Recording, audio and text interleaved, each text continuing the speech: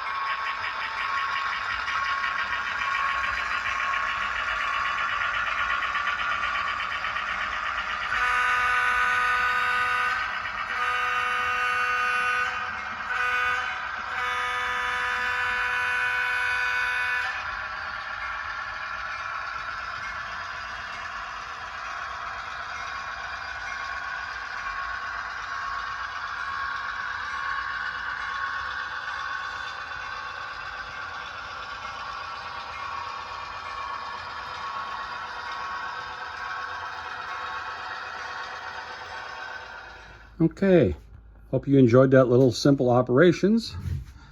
Let's take a look at what we've done since the last update.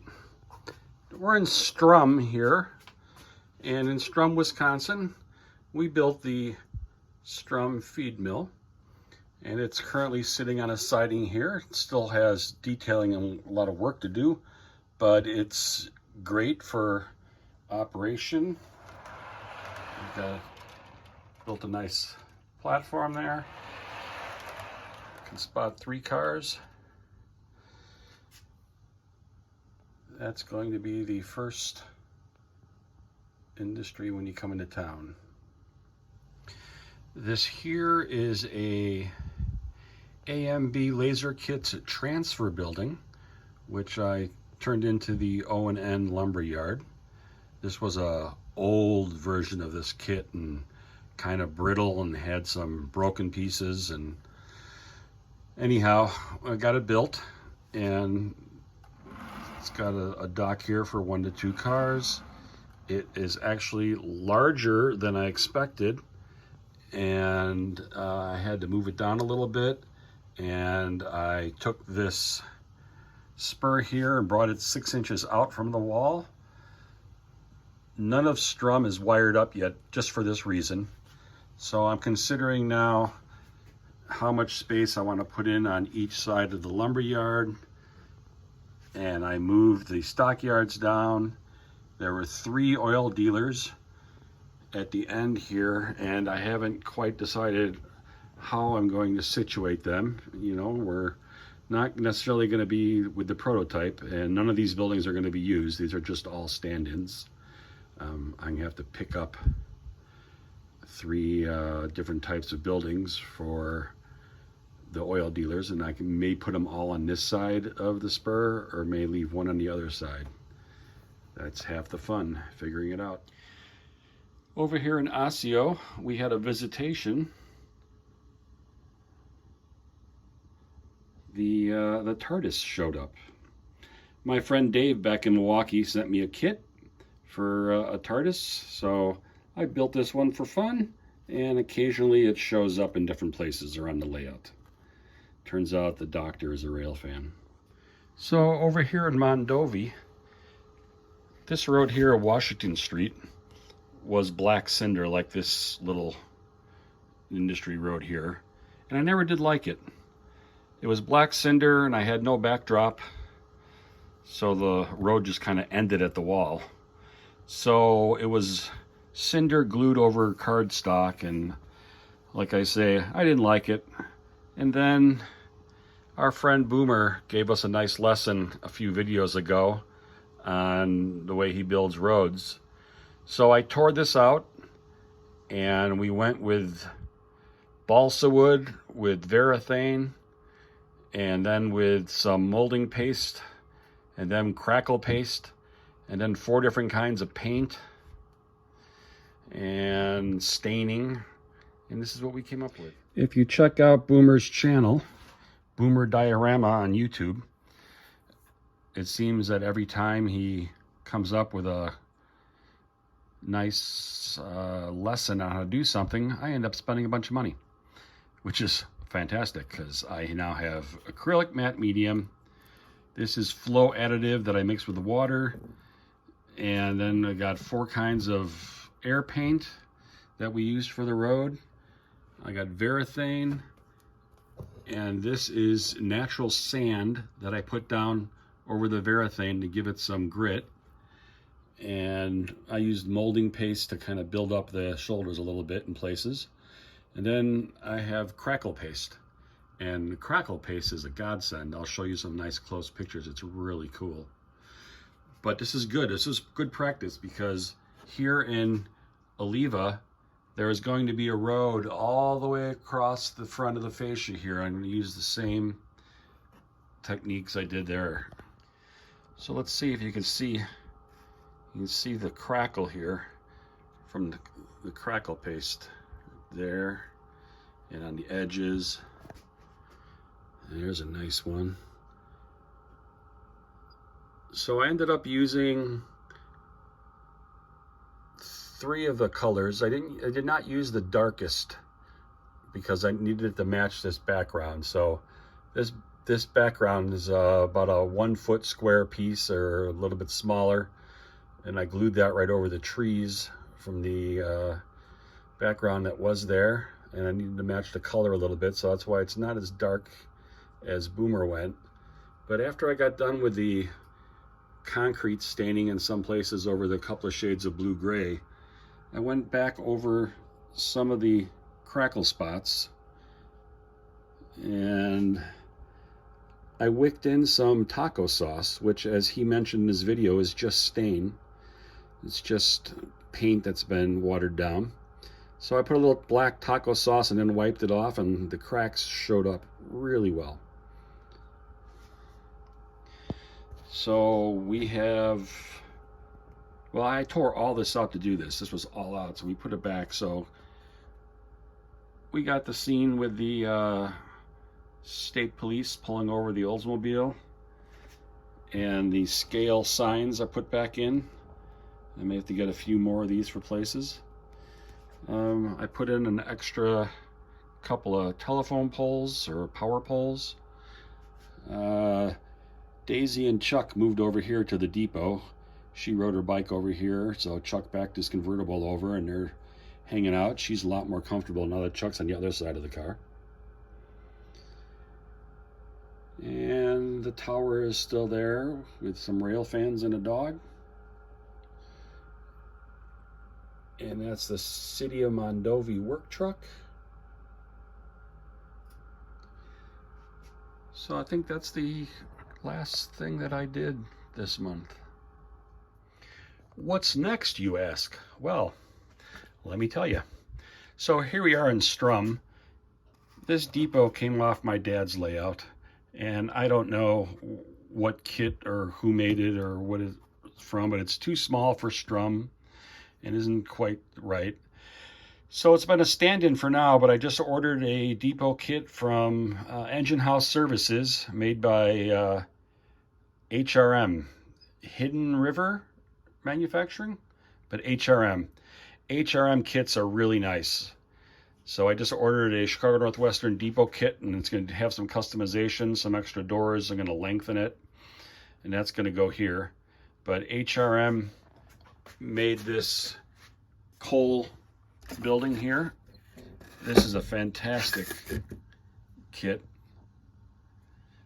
I'm going to have to get another one of those.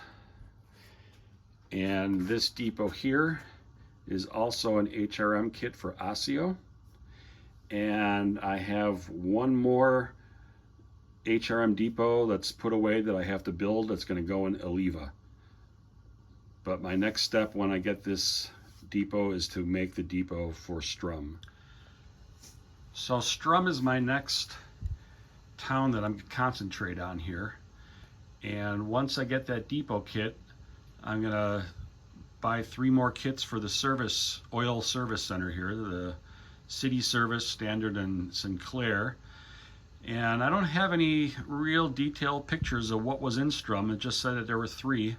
And there's some overhead shots. You can see the shape of the building.